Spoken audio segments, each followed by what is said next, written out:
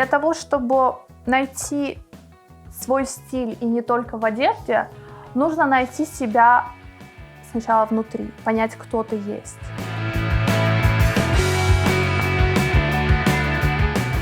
В нас, в наш народ заложено то качество, которое работает на самосохранение.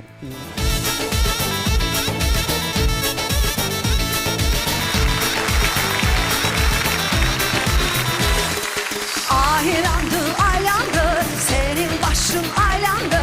Nazonga ey oğlan, bulgunu evlendi. И даже за границей я не забуду о народе.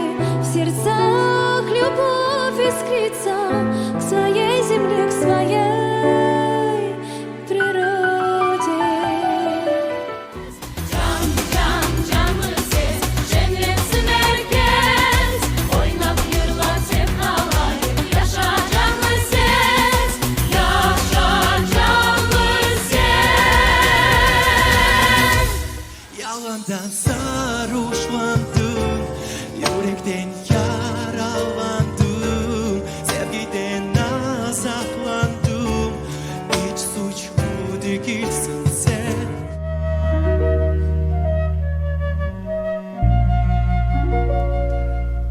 Rose blue, it's fight,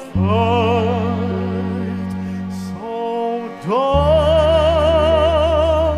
yours, so does the first mine.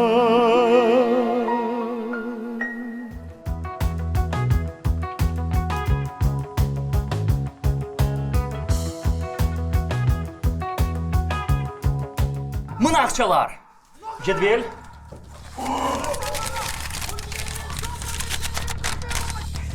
Mına busu kartejgi. Mına busu banket salonu. Nişan bohçası. Olsun выездной церемония. И оператор. Да, бір операторға баба. Ya toqta men berdim de operatorga. Я баба, шында herkesde 2-ші оператор çalışады. Bizge bir tanesi yeter.